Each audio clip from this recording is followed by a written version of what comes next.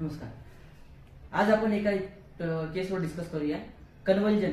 लोक त्याला कन्व्हल्जन, फेफरे, मिरगी, झटका हे भरपूर नाव आहेत त्याला.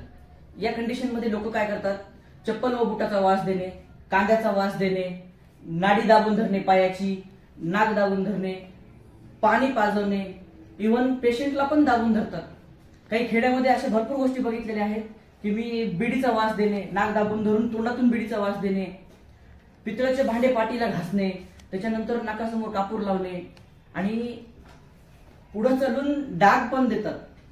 या सगळ्या गोष्टी बिलकुल करायच्या नाहीयेत. हे सगळ्या अंधश्रद्धा आहेत. यांनी पेशंटला कोणत्याही प्रकारचा फायदा होत नाही. करायचं आहे असं, कन्व्हल्जन आल्याच्या नंतर डोंट गेट पॅनिक. घाबरायचं नाहीये, पॅनिक व्हायचं नाहीये. पेशंटला एका अशा फ्लॅट जागेवर झोपवायचं आहे.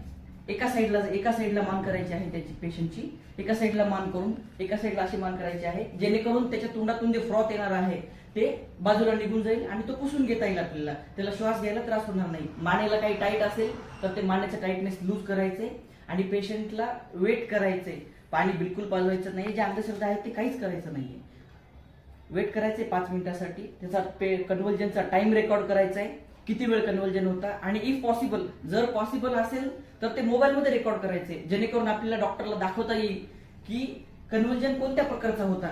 कधी कधी मिसअंडरस्टँडिंग होते की पेशंटनं बघितलेलं असतं वेगळं, ते डॉक्टरला सांगतात वेगळ्या प्रकारे, डॉक्टरला वाटतं वेगळंच कन्व्हल्जन आहे. झटके कधी नसतात, पण झटकेची ट्रीटमेंट ऑटोमॅटिकली पेशंटला द्यावी लागते.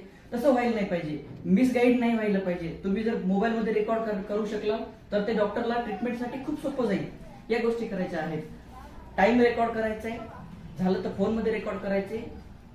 2 मिनिट वाट बघायचे. 5 मिनिटं, 2 ते 5 मिनिटाच्या नंतर जर कन्व्हल्जन नाही थांबले तर होईल तेवढं लवकर तुम्हाला पेशंटला घेऊन हॉस्पिटलला जायचे. आणि 5 मिनिटानंतर पेशंट जर शुद्धीवर आला तर तुम्हाला शुद्धीवर येऊन तो कसा आहे, ऍक्टिव्हिटी पूर्ववत करतोय, पहिल्यासारख्या ऍक्टिव्हिटी करतोय का नाही करतोय, याला ऑब्झर्व करायचं आहे. तुम्हाला पहिल्यासारख्या ऍक्टिव्हिटी करत असेल तर तुम्हाला काही करायची गरज नाहीये. नंतर तुम्ही कन्सल्ट डॉक्टरला करू शकता.